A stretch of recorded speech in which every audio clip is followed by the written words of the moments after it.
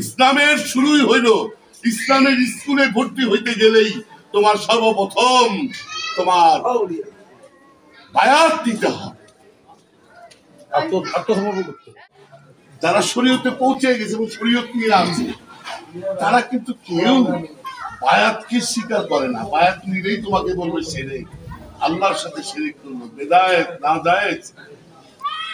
কিন্তু তুমি যে শরীয়তটা নিচ্ছ, এই শরীয়তের কিন্তু একটা উদ্দেশ্য আছে, সেই উদ্দেশ্যটাই হলো বায়াত নেওয়ার জন্য। যেমন আমরা স্কুলে পড়তে গেলে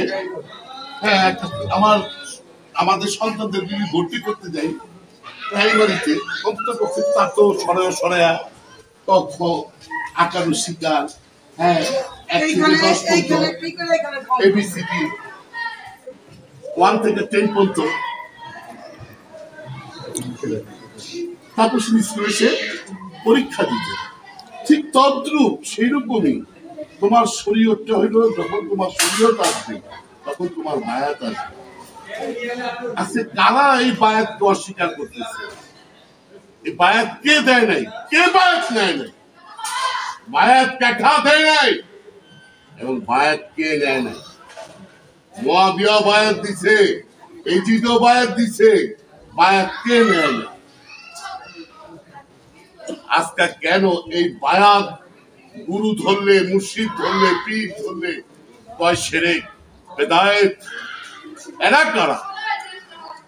ইসলামের শুরুই হইল ইসলামের স্কুলে ভর্তি হইতে গেলেই তোমার সর্বপ্রথম তোমার বায়াত দিতে হবে,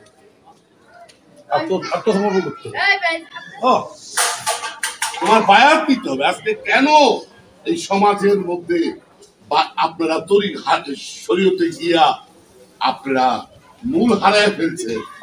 কেন? এরা কারা বুঝাইছে? আমি তাও বলতে পারি, এই সুফিবাদের বিরুদ্ধে, আধ্যাত্মবাদের বিরুদ্ধে কারা লাগছে জানেন? কিন্তু শুরু হয়েছে ইমাম তাইমিয়ার থেকে, আর ফুটেছে আব্দুল ওয়াহাব নদভী 1700 সালের থেকে। আজকে আমরা কত বাবা, 17 আর 3 4 300 বছর আগের থেকে আমাদের মাঝে এই সুফিবাদ অস্বীকার করে নিল এই আব্দুল ওয়াহাব নদভী। আজকে আপনাদের কাছে আমার জানার শখ যে আপনারা কেন শরীয়তে আসেন, শরীয়তটা কেন নেন, শরীয়ত নেওয়ার উদ্দেশ্য কি? আমাদের প্রত্যেকে একটা উদ্দেশ্য আছে, শরীয়তে গেছি শুধু এই শরীয়ত নিতে বলছিল বায়াত নেওয়ার জন্য। এখন 4টা মাযহাব আছে, আল্লাহ কোন তরিকায় যাইবেন, দাখিল হবেন, সেটা আপনার চুক্তি।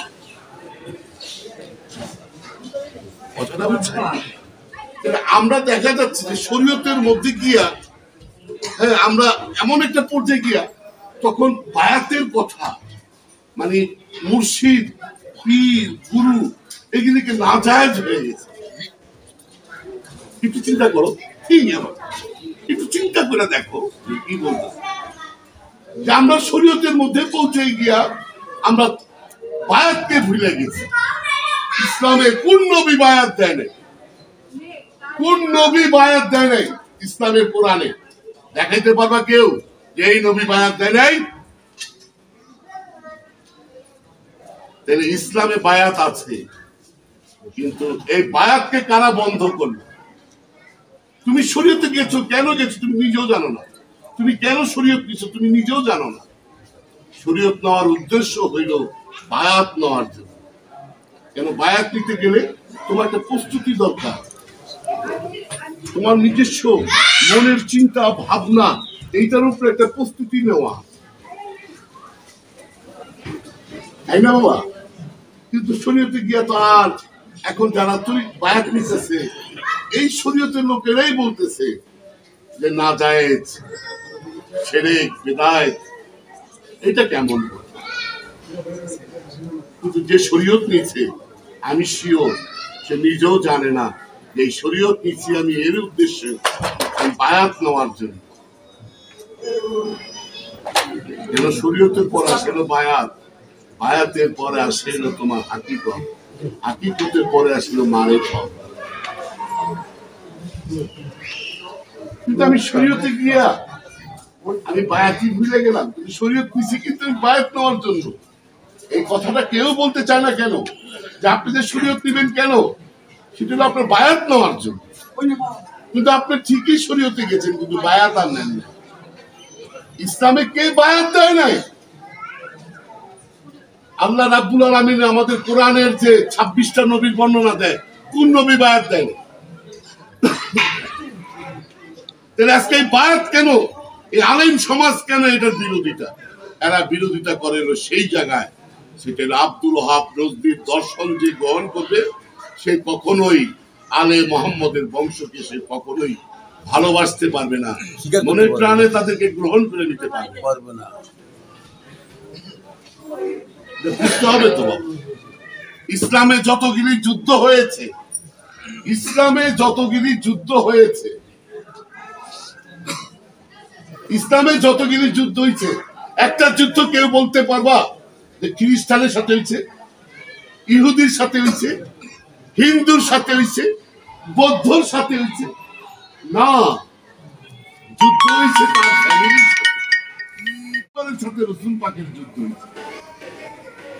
এখন কি তোমরা কি ওই পরিবারের সদস্য না মোহাম্মদ পরিবারের সদস্য? মোহাম্মদ এখন তোমরাই জানো, এটা তোমাদের কাছে। ইসলামের সবকিছু আস্তে আস্তে আস্তে আস্তে ভাঙবে। আমি চাই তোমাদের কোনোভাবে বুঝাই নিয়ে আসতে। আমি তো পারি না প্রশ্ন করতে, তোমরা জিজ্ঞেস করবা, এই ইমাম সাহেব আমগো শরীয়ত কে লিখে নিছে, আমগো শরীয়ত হয়েছে, তারপর কি করণীয়? তারপর কি করণীয়? বায়াতকে ইসলাম ধর্মে কেউ অস্বীকার করতে পারবে না, কেন সবাই জানে ইসলামে বায়াত আছে। বায়াত আছে মানে বেলায়াত আছে। আবার অনেকে একটা ভুল করে ফেলায়, যারা লালন দেশের লোক, কুষ্টিয়ার দেশের লোক, তারা আবার প্রথম আর কি একটা জিনিস তারা তাদের মধ্যে একটু আছে যে তারা প্রথম বলে মাওলা আলীকে বেলায়েত। না না না, আসলে এটা তা না। মাওলা আলীর অবস্থান মাওলা আলীর জায়গা, কিন্তু বেলায়েতের অবস্থান বেলায়েতের জায়গা। বেলায়েত তো তার থেকে শুরু না, বেলায়েত তো আরো সবাই বেলায়েত দিচ্ছে না। কি গো মা, নাকি বেলায়েত দেয় নাই? মুসা বেলায়েত দেয় নাই, ঈসা দেয় নাই, ইয়াকুব দেয় নাই, ইসমাইল দেয় নাই, ইসহাক দেয় নাই, কে দেয় নাই? আচ্ছা, কেন আমাদের এই সমাজের মধ্যে এরা কারা যে বায়াত নিলেই সে মুসলমানতে খারিজ হয়ে গেল? আরে বেটা, মুসলমানে ঢুকতে গেলে তখন মুসলমান যে শব্দের অর্থ বলিস সেটা বলিস অর্ধেক। মুসলমান শব্দের অর্ধেক বলিস কি? যে আত্মসমর্পণকারী। এখন কথা হইল মা, আমি কার কাছে আত্মসমর্পণ করি? আমি তো আল্লাহরে দেখি নাই, তার নকশা পর্চা আমি কিছুই দেখি না, তাহলে আমি কার কাছে আত্মসমর্পণ করি? আবার আল্লাহ বলতেছে আমাকে স্মরণ করো, জিকির আমাকে স্মরণ করো বাধ্যতামূলক। আমি তো আল্লাহ আপনাকে দেখি নাই, আমি আপনাকে কি স্মরণ করব? এই ভেদগুলি আলেম সমাজরা বুঝতে পারে।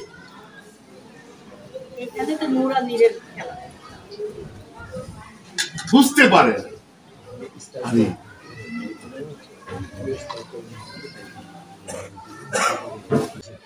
ইসলাম হইল ইসলামের মন মতো আমার হইতে। আপনি আপনার মতো করে আপনার বউরে সাজায় পারবেন, আপনার বউরে আপনি ইচ্ছা মতো আপনার মতো করে ধরতে পারবেন, তাই বলে ইসলাম না। ইসলামটা আপনার মতো করে নিয়েন না। ইসলামের হাকিকত কি জানিস? বাবা জাহাঙ্গীর বলে গেছে যে সুফিবাদ আধ্যাত্মবাদ কি জানিস?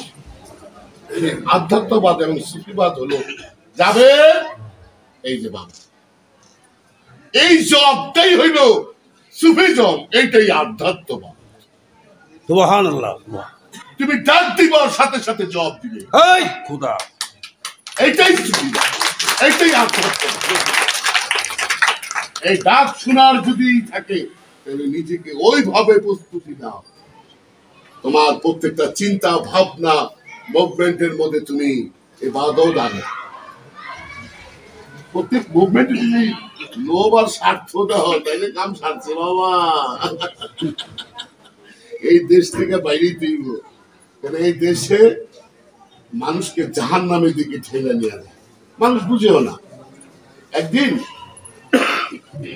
তোমার আলেকজান্ডার উনি হঠাৎ করে তার শিষ্যদেরকে বলতেছে, এই আমি যদি মারা যাই তাহলে আমার হাত দুটা কফিনের বাহিরে রাখবা।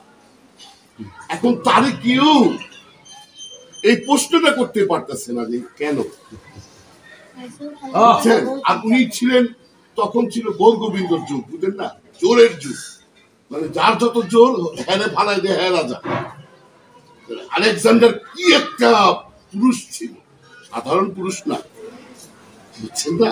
আচ্ছা, ওনাকে যখন বললো যে আমি মারা গেলে আমার হাত দুটা কফিনের বাহিরে রাখবো, কেউ বলতেছে না, কেউ বলতেছে না, একজন যা জীবন গেলে গেল এত মাই দাঁড়ায়, বুঝতেছ না, দাঁড়ায় জীবনের ভয় ছাইরা দিয়া বললো যে আপনি বলেন হাত দুটা কেন বাহিরে রাখছেন আপনার। তখন আলেকজান্ডার বলতেছে, এই পৃথিবীর অর্ধেক সম্পত্তির মালিক আলেকজান্ডার মৃত্যুকালে সে খালি হাতে দাঁড়িয়ে। এই কথাটা কিন্তু আলেকজান্ডারের না, এই কথাটা বাবা জাহাঙ্গীর আমরা বলছিল, সুফি একজন মজ্জু পাগল বস্তান তাকে থামাইয়া দিছে। তখন সে বুঝতে পারছে যে না, আসলে তো আমি মৃত্যুকালে আমি পৃথিবীর অর্ধেক সম্পত্তির মালিক। আর তুমি বুঝতে পারছো সে কিরকম ছিল। তাই ভক্তদের বলে গেল যে মৃত্যুকালে আমি সকলেই দেখে যে অর্ধেক পৃথিবীর মালিক আলেকজান্ডার মৃত্যুকালে সে খালি হাতে যাচ্ছে। এখানে আমাদের অনেক শিক্ষা, অনেক বুঝা। আমরা এটুকু মায়ায় ছাড়তে পারি না, আয়াত এত বড়। ওই মায়া ছাড়ার জন্যই কিন্তু এখানে আসে। এখানে এসে যদি সেই মায়ার মধ্যে চলে যায় ঠিক হলো। আচ্ছা,